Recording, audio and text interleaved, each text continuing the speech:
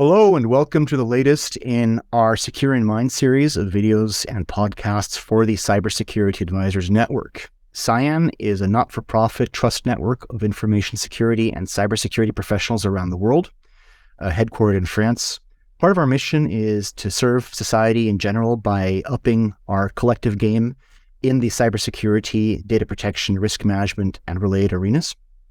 And we do this to no small degree by helping to inform our communities, our stakeholders, our various customers, and other interested parties. This series of videos is designed to showcase a interesting community of people with interesting things to say related to cybersecurity and related topics. And I'm joined here today by Dr. Jacqui Taylor. Jacqui is CEO of Flying Binary. She's in the UK. She's trained as an aerospace engineer and has a long background both in engineering, but also in cybersecurity and also lately in deep tech related topics. And I'm going to let her introduce herself more thoroughly. Jacqui, if you want to say a few words about yourself, who you are and where you come from. Yeah, hi there, John. Delighted to be here with you today. So I co-founded Flying Binary with a fellow engineer. He's an electrical engineer, really to capitalize on the 24 years as it is now, foundational and in fact pioneering website that really explored the capabilities of our online world. And that was back in 2009.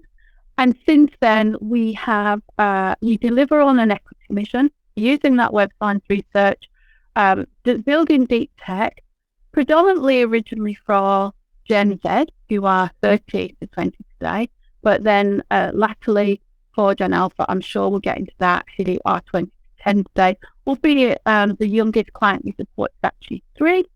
And really that was about an equity mission. And by that, I mean leave no one behind. I'm visually disabled, I'm neurodiverse, and therefore including us all as we build the world using that enabling technology was important to all of us. And that's been our mission ever since. So far, positively impacted over half the world's population. Don't worry, we're not done yet. Excellent. Thank you very much. So in addition to being, on top of being a wonderful and informed conversation partner on a wide variety of topics, including geopolitics and technology, we began talking about, I believe you brought up the concept of equity. Now, it's always been, I don't want to belittle it by saying it's a hobby horse, but it has been a big focus of mine to try and support mentoring and diversity in the information security sector. Not only because bringing a more representative, broader population into the industry and the ecosystem is the right thing to do, but also because, we as a sector and also our stakeholders and customers are denying themselves access to a tremendous pool of resources and intelligence and capability. I mean, you've experienced this firsthand. You were working on this in, we see initiatives to bring women, to bring neurodiverse populations, ethnic minorities, national minorities, whatever you want to call it. I'm not going to get hung up on PC terms because, I've lost track of the generations. So I'm just going to do my best here. Into the sector and into more involved roles and more representative working populations. Where do you see the industry as a whole, where it is right now, what it's accomplished, and where do you think some of its biggest challenges are? It's a very, very narrow question that I've just asked you. Yeah, of course. I mean, I can answer that in 2 words, not. So it's interesting that you asked me that question because it wasn't it wasn't the motivation that made me respond to the speech I did on the future of the cybersecurity industry in Davos, January 2019, but it became the outcome. Because one of the things that we as a cyber industry do is we know ourselves, we talk to ourselves, we don't tend to broaden that church really. The issue is in the counterterrorism world that I work in, that isn't something that criminals worry about. They'll collaborate with anybody to get to their own aims. And so we close ourselves off as an industry. From a female point of view, I mean, if you've heard me speak before, you may well be bored with it, but Why would we benchmark on our best people when actually the only thing that defeats terrorism criminals is community? And we are very close as a community. And so my intervention at Davos was on the basis of, if we don't change, we will be changed. Do we want to be changed on, led to that by our own direction as we move from a world where cyber threat is not possible to corral in any way, into something where we have to manage risk because the threat can't be managed any longer? And the answer I got back in 2019 was, we're fine, Jacqui, thanks. But I'm very interested in your theory that you're concerned about a zero-day exploit that could be the result of a virus, and you're concerned about the potential impact of that in one of our main continents. You chose the US to illustrate it. Now, actually behind that was a whole bunch of web science research around the fact there were almost 1 million children not vaccinated for measles. And extrapolating that forward with the AI models of what we have, it was what would happen if children started dying randomly across America because we had a measles virus that has escaped or had making its way across the population. What would we do? And we would have chaos online as people were trying to find out what was going on. Now, obviously, I made that speech in 2019 in January, and by 2020, we were in that world. Now, I'd have heard of coronavirus, nor had many of us, but the reality of it was we did have a zero-day exploit on our hands. And who was it responded to? Really, our own community. If we'd have been able to connect and look more at a risk-based approach to be able to not bench most of our best people, we would have had a response that was on the equal footing of the criminals. But 1 billion people came online within a fortnight. That was not possible for us as an industry to manage. And we all know what's happened since. And so the reality of it is that's one part of the answer. The other part of the answer is 24 years of the web science research around Generation Z, so as I say, are 30 to 20 today. They do not use technology the way Millennials, the way Boomers, the way Gen X does. They've used technology in a very different way. That's been the whole basis of our business and why we set the business up, to understand that, to say, well, what technology enablement do they need? How does that work? And Gen Alpha, as I say, 20 to 10 today, they use it in a different way again. So from the point of view of where we are as an industry and what we need to take account of, equity isn't an option for us. If we want to at least move forward in our deep tech world, it's not an option. Because one thing that we have there is a neurodiverse population. For those of you that understand it's a superpower, we can outsmart the criminals because they can't think like us. And the majority of the world is neurotypical. And everybody who works in our industry knows we've got to have a strategy that allows us to read the roadmap, or something that allows us to leap in front of those that seek to destroy what we're doing. And so why would we, not use one of the levers, which is the fact that there are many of us beyond our cyber industry? Why, as cyber specialists, are we not reaching out and connecting in those wider communities? So the one that I focus on all the time is the entrepreneur community.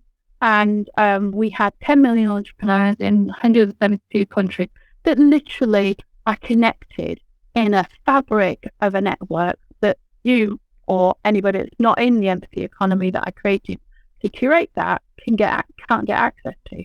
But if we ever need that community, like the Thursday when the messages came in and said, there's something going down with Silicon Valley Bank, does anybody know what's happening?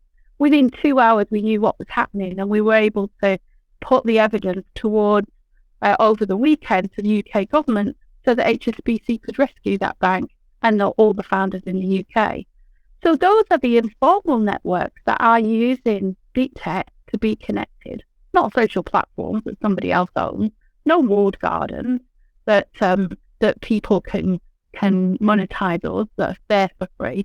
And so it's about our cyber world understanding how to tap into that, how to connect and facilitate it. It is a paradigm shift, and I did know in Davos I was talking heresy, But the reality of it is the ripples haven't stopped, and pandemic only accelerated that perspective because Gen Alpha, who, as I say, are 20 to 10 today, they don't use technology in any of the ways I've just described. And Gen Beta, my 3 and my 5-year-olds that are doing what they're doing with tech, they're in a completely different room. So I think that we need to understand the context we're in. 30% of our global workforce is Generation Z. So that's the reality today. I want to come back to the neurodivergent and the gender balance and information security in a moment. I've got a few figures I want to bounce off you and talk a little bit about Gen Z. And I'm firmly Gen X. We the forgotten generation. We're just fine with that. Don't talk about this out of it.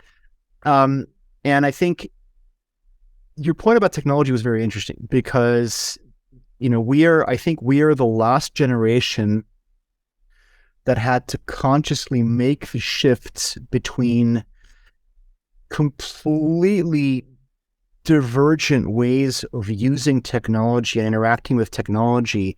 We were given cell phones, we were given the internet, AI, things like that when we were late teens, young adults, as opposed to, the previous generation, the boomers, who got this when they were already well grown up or older already, or maybe the millennials and even more. Millennials, really. The millennials who straddle the divide. But they much more than us, they really grew up with this. But that's a technological attitude, and what I've seen though is I'm really curious about your views on let's just say the attitudes towards the soft factors in how we deal with career, how we deal with work, how we deal with, again, this topic of gender balance really fascinates me in information security. I'm very frustrated by the lack of gender balance, but I'm also somebody who's been quite involved in scholarship initiatives and mentoring, etc. But I see Gen. That's something that for my, I guess, your generation, for us, it's more like an active thing if we get involved in this. Whereas it seems to me, the Zoomers and the Millennials in this industry, for them, it's almost an organic understanding, much more so than for us. That this it's their values. So as part of the reason for doing the web science research on their generation was I noticed that was a shared value, and technology unlocked that. And I think that's a key thing when you talk about millennials and onwards, particularly Generation Z. Generation Z adds some extra things to it, but they all share values as a cohort. Now, you can't generalize across millions of populations, obviously, but there is enough when you get to planet scale. There is enough of a pattern to be able to make, sort of interventions to understand it better. So, for example, we have technology where we can reach out to every single person that is connected on any one of 20 billion devices across the planet and ask them a single wicked question. Now, yeah, that's great, Jacqui. Why would you want to do that? Because sometimes there's stuff going down that only they know because they are where they are who they are. And so before we make a judgment call on something that can be sort of relatively serious, we would need to say, is this something that is some sort of white noise, or is this actually real? And the first time we ever deployed it was for something that became Arab Spring. We didn't know what it was, but there was an emergent wave going for this population, this cohort as you're talking about, who they are always on. They are always connected. But do you think that this is? I mean, I make no secret of my views about social media and the damage it's done. But me too. Is there a provocatively? Would it be safe to say that the kind of attitudes you're talking about are a positive aspect of social media connectivity? And taking this a step further, do you think that if that is so, if that theorem is correct, that this would also mean that this is a generation that is much more capable of, for example, researching trends, the kinds of, observing the kinds of black swan events, the kinds of needles in a haystack, whatever you want to call it, that you're talking about here. The SVBs. Yeah, and because they're comfortable with technology, because they share as a cohort values on it, where equity is part of what they believe in, it's the core of what they believe in.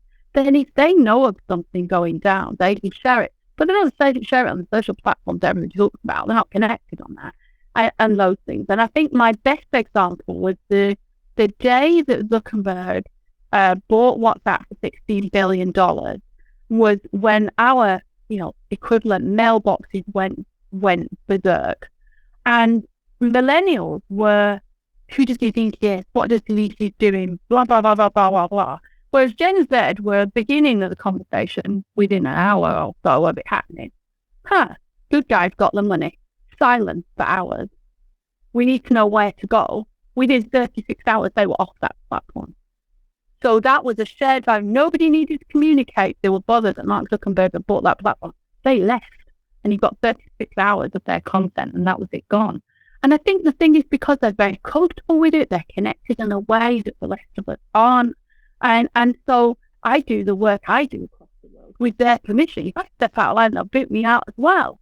Because actually, what they're capable of doing is asking no permission or forgiveness and being able to create the tech or create the community that they decide. And unlike the chatter that goes on with the millennials, the white noise of a deluge of stuff, that's not how they behave online.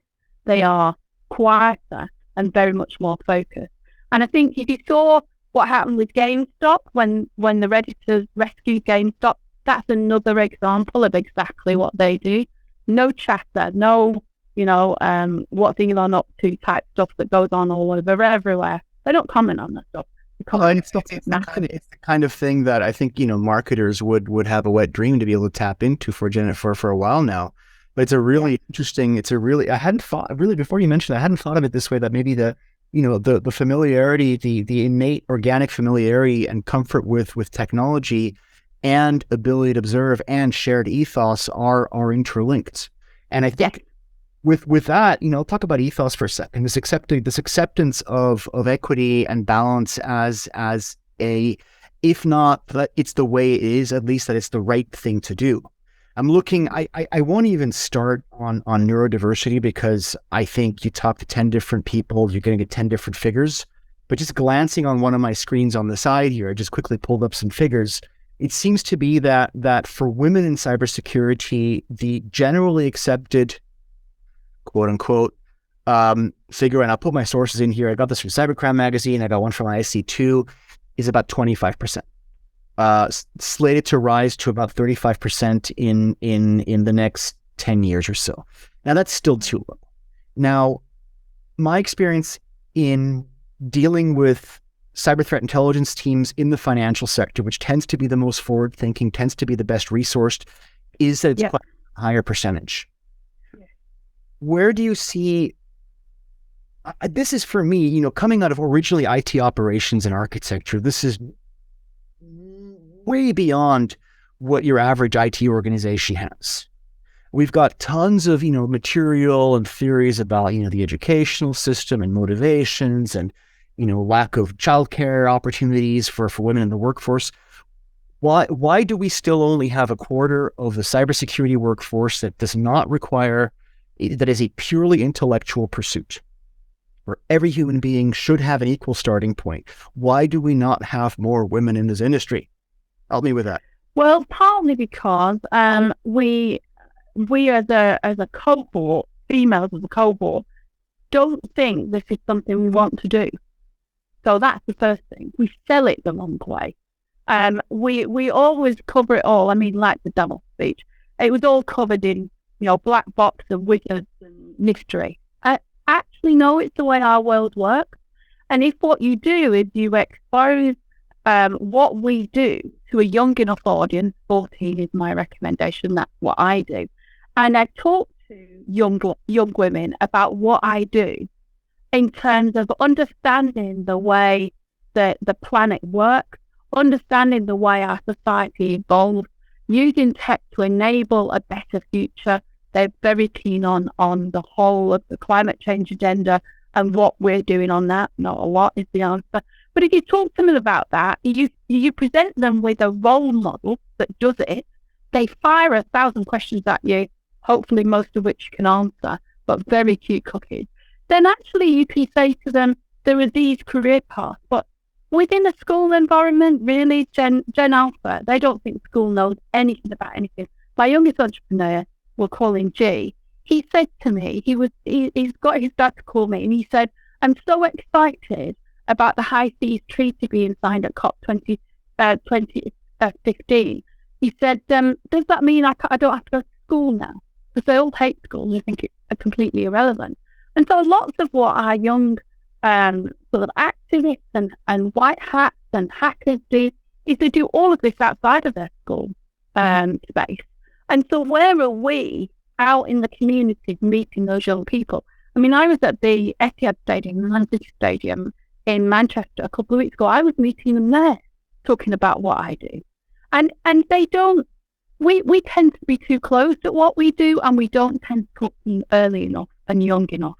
And then also, you and I both know, John, that our culture is not the best culture to work in terms of the environment we need to work in, the sorts of things we have to do.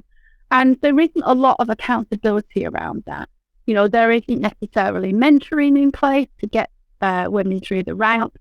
And so I've tended to be part of a women in security movement, which is where I got the 21 most inspiring women in cyber from, because I paint our industry as something worth doing, make a contribution, create something of value. I speak to that generation about what they care about and show them that what we do is A, fascinating, and B, worthwhile.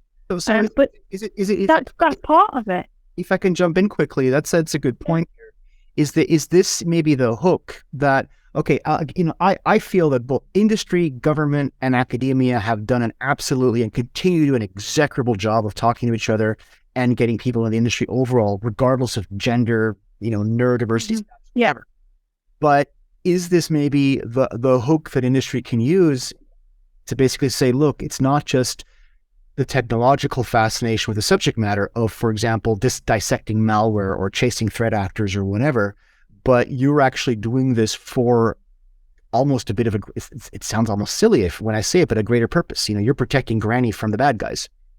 Yeah, so I tend to talk to them not about business making profit. They don't care about that. Gen Z don't care about that. Gen Alpha will just walk out the room and just leave. But if you talk to them about profit for purpose and then talk what we do in cyber in that context. So yes, they can earn money, but that's like, they know that. They know that they're savvy and they can do it, but they want to know why they would bother. And so, they feel that their school years have been formed of torture and they're not up for any more. So if we say to them, if you're part of this group, you're part of this team, there's this support around the career path, which is not defined, they love the idea. They can create their own roles. They can create their own jobs. It's like, how did you get that role? I'm the world's first smart city designer. How did you get that role? I made it up and somebody crowned me it. Love it. I'm going to do that then, because I'm going to focus on that purpose that matters to me, which is part of our wider purpose in the cohort, and I'm going to be the person that leads on that. And they love that. And that's where my 3-year-old, who's a blue entrepreneur, climate entrepreneur, my 5-year-old who's a Pythonista, that's their motivation. That's why they do what they do. And if we can lead with what we do as that wider purpose, and I think we just, maybe just as different generations, we know that. We don't talk about it. I do. I talk about it all the time. I am despairing right now at the level of still underinvestment in cybersecurity on the whole. We've got big tech companies talking about how they're gleefully laying off, Microsoft just laid off its whole AI ethics teams and have huge hopes in European regulatory frameworks like DORA and NIS2 that they will force senior management to allocate more funding to this. Do you A, think that's going to happen? And B, if that happens, do you think that'll be a driver for bringing a more diverse crowd of people into the industry? It won't drive a diverse crowd because at the moment I can't see, I've been in this world for a long time, and we're always talking about where we need for it to be funded for the future. We're too tactical in what we do. We don't actually look at a longevity. We just, I would say before February 2022, we were focused on all the things we were focused on. And on the 24th of February 2022, when Russia invaded Ukraine, we had a whole new agenda. How prepared were we for that? How much of what we've done to lay the groundwork to build that capability that we're talking about had we done? None. We had to start on 24th of February. And that's really what we do. We tend to be a little bit short-sighted. But what we can all do as cyber specialists is pull together. I mean, find an example of that. If you can be part of a network that actually understands this, but then look outwards. We spend too much time talking to ourselves, not enough making the case out there. And we have quite strong voices that people want to hear, but we don't talk about the things that matter to them. And that's the difference that we have to do. And that's really why I wanted to do this today, because, you and I know that this is a needle we've got to shift. And unless we talk about it and put it out in the wider domain, then it's just us all talking to ourselves again. So I think it's a really interesting one. And I want to say to you, on International Women's Day this year, I normally take that day off and I give my time to a cause of some kind. So this year I was in the United Nations meeting, and as a break from, or as a start point for the day, the Secretary General said, if we carry on doing what we're doing regarding diversity and inclusion, it'll be 300 years before we've made a significant difference. And I sat there and listened to that and thought, that's not good enough. And so that day, Flying Binary changed from the inclusion agenda to an equity agenda, because we cannot keep talking about why we need to ramp the numbers up. We've actually got to start putting things in place to do that. And so equity is about the broader piece of bringing those skills in. All we tend to do is look at capability. We've got to build capacity for the future. And the tech that's rolling out now, I mean, we're going to look at ChatGPT and it's a mayhem of an impact across the world since November, to know that we can't catch up now. So we've got to be more strategic. That's the best way of dealing with it when we get, a new emerging risk. That's what we do. We get strategic with it. So that's what we have to do with talent and skills. I agree with that wholeheartedly. And anybody who knows me will know that one of my broken record gripes is that nobody in industry and government, no matter where, will ever thank you for doing the right thing if it's not on your immediate tactical goals and objectives. And I guess each of us has things that we can do to help support, to mentor, inspire younger people, hopefully that they'll be receptive to it. How does a professional talk to a member of an underrepresented group in, let's say, in a university or college, a secondary education environment, and even inspire them to ask the right questions, to ask, hey, what's even possible in this industry, before even talking about, why they should go into it? Well, I think be where they are. I mean, that's the thing I always say. So I would expect for me to go to them, or unless I speak to them via the tech we have online, what we call web intelligence, I might contact them directly, one-to-one that way.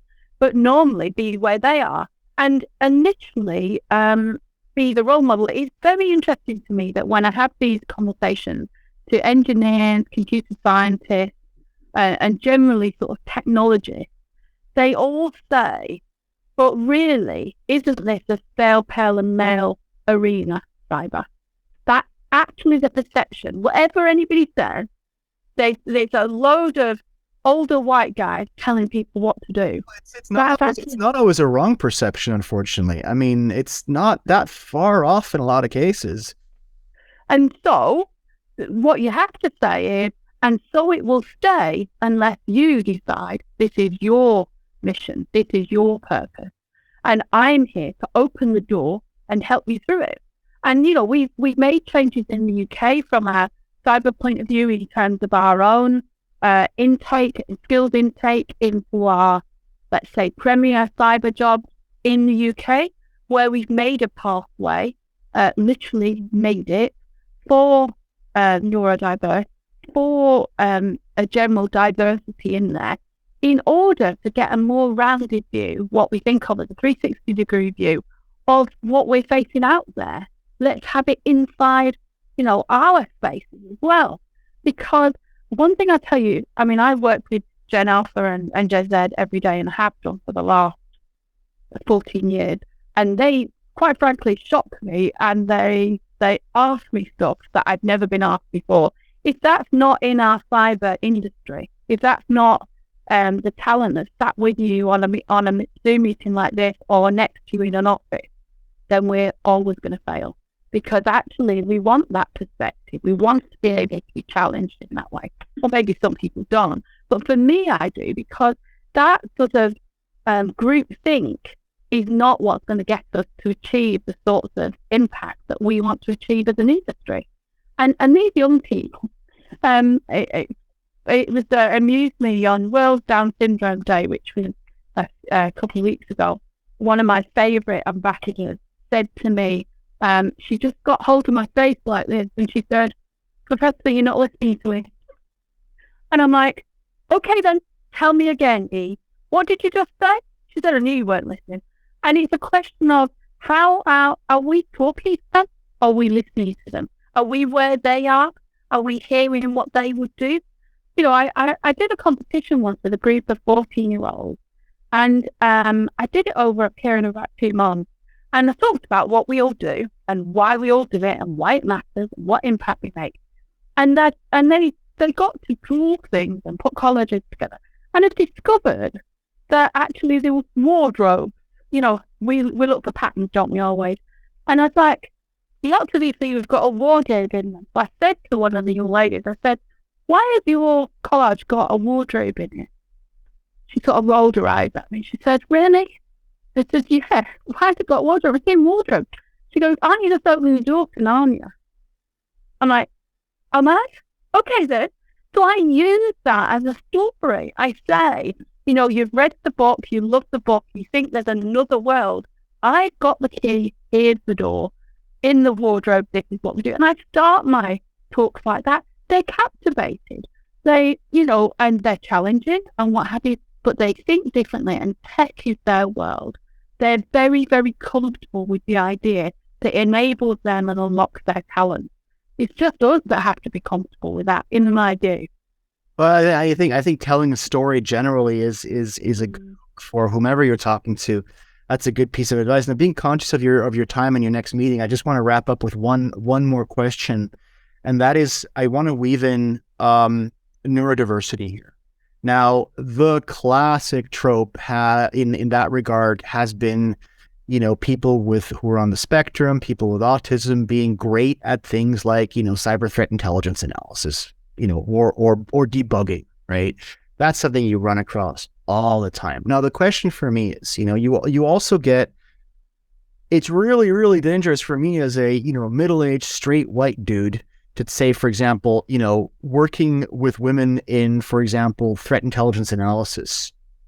I see trends that women think differently than guys. Women have different neural pathways. They are methodical in some ways, and it's a highly complementary, set of mental capabilities in a field that is, as I mentioned before, entirely intellectual, right? Yeah. Nothing physical to it except for, carrying a laptop around.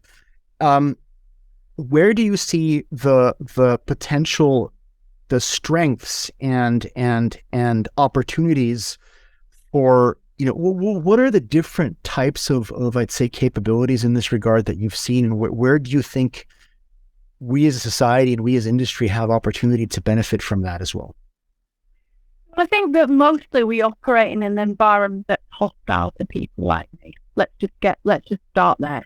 And so we have to, Fly Binary is a holacracy. We don't operate in a hierarchical model. We operate in a distributed world, and so our company is very similar.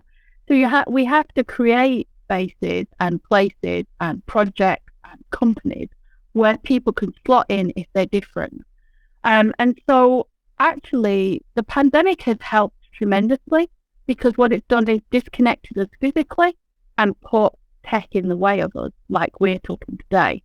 From a neurodiverse point of view, that helps, because actually the hostility is one step removed. And so this push to get everybody back in an office is going to be counterproductive if you're going to get a more holistic workforce that actually broadens the capability that you've got. So be flexible is really the first thing. I think it's counterproductive to getting any workforce back in, but that's just me. But sorry, please do go. Well, I mean, you and I both know in our financial services industry, it's the whole mantra thing going on. So the reality of it is just understand what the level of support is that's needed and what the contribution is.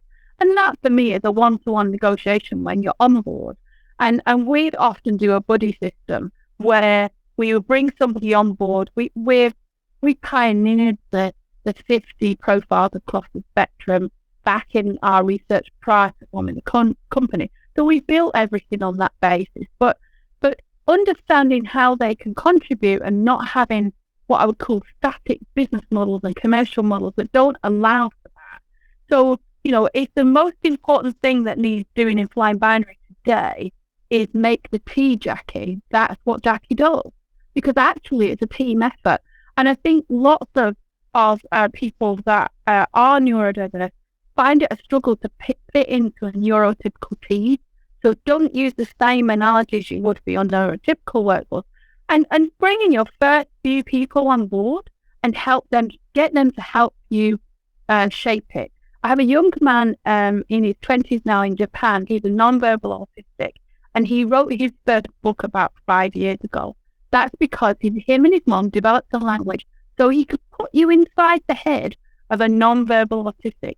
And he's a published author now, and he's unlocking autism across the world because he's allowing us to see what somebody on that part of the spectrum can contribute. And I think we don't do enough of that. Now, you can't take on a whole workforce that you need to facilitate like this, but bring key players into it. And I think our cybersecurity industry is the industry with the least excuse for not doing this, because actually we want that lateral thinking, we want that different thinking, and not just to be able to do, as you described, the standard, they're autistic and so we'll use this, or they're Asperger's and we'll do that. But what else do they contribute? Yes, that's the skill they have, but what can we learn about the way in which you organise and the culture of our team? Well, this is actually a good one I want to wrap up on, and I totally agree with you, by the way, that this is the industry that should be doing this, anybody. But the thing is, I am a hypothetical, random manager, leader, whatever, and I know that if I were currently in charge of a team, I wouldn't have the first clue about how to start learning about how to apply, how to to understand even the skill sets I'm dealing with. Where do I go to learn this? And people come to me. Because actually, I can create a funnel for you. Because the reality of it is, once that funnel started, these young people will literally shape your company for you. And it's very interesting working with the Fortune 100 over the pandemic, not specifically cyber, but across all the disciplines, saying, is there a way to stop this? No, you didn't ask me that question in the beginning. They'll always increase that capability. And it becomes capacity very quickly. But it needs to be more inclusive in terms of the way in which we set things up. So allow them a space that says, this bit doesn't work for me. I want to do it like this. And it requires us all to shift. It requires me, who I'm dyslexic, and so therefore I would shift for somebody who was Asperger's that needed accommodation. I'd expect that to shift for me as well. And I think it is around being rounded teams. And one of the best ways I've seen it is the red-blue teams become purple, for example, and that makes it more inclusive. That's just a single sort of example of what you might do. But it's something that if you're going to make a start and it's the first start you've made, you do actually need help, because doing it badly gives everybody a poor experience and won't move the needle. And building that first capability does build your capacity, but you've got to get that first piece right. And it's something that I spend a fair bit of my time doing. Let's work out how it works for you. I did that during pandemic for the Fortune 100 to say, well, what does it look like for you and how do you start it? And what have you done before? And I'll bring experts with me and what have you. I'm busy doing other things. But getting you started and actually building that roadmap and shifting the needle. And then the other thing, which, back to firing again, the other thing is tell other people what you did. share those stories as we were talking about before. We did this, it worked like this is what happened. Best practice, things we wouldn't do again. I mean, there could be a whole thread of what happens in Zion with people that take this journey. But one thing I will tell you, I know we need to finish now, but one thing I will tell you, it's approximately 6%, and that's just a global figure, so it's probably much higher in the Western world. It's approximately 6% growth, P&L positive growth for a company to do it. So if you're struggling with the growth dynamics and you want to know, you want to grow what you're doing, it's usually adding 6% to your bottom line. That's enough to get a CFO. That's enough to get the CFO saying, I don't care what you say, we're doing this. I think we as an industry have been increasingly learning that, if you put a number on it, you just cut through the BS and, you can't be ignored anymore. So with that, well, you're not a cost center. Can I just say, John, we're often viewed as a cost center. If we can do positive P&L growth, then the dynamics of what we do in any company changes. Thank you. And this is a great one to wrap up on. That's one of my frequent, rants is that you have to start creating value, not just preserving it or. So anyway, with that, I want to thank you sincerely for your time, your insights. Dr. Jacqui Taylor is, as mentioned, CEO of Flying Binary. I will link to her LinkedIn profile company in the video description or the podcast description, as it were. I encourage you to get in touch if you have any questions about neurodiversity in information security careers, women information security careers, coaching, guidance, etc. I also want to use the opportunity to plug Cyan has a mentorship program for students of all colors in information security, university and up. And I will link to that as well. And with that, I want to, again, thanks very much. Visit us at cybersecurityadvisors.network. And I look forward to hearing from you, obviously, for some additional topics that we can chat about. And I wish you all the best. And stay secure, stay safe, and talk to you soon. Yeah, thanks, John. It's been a pleasure. Take care. Thanks, Jacqui. Bye.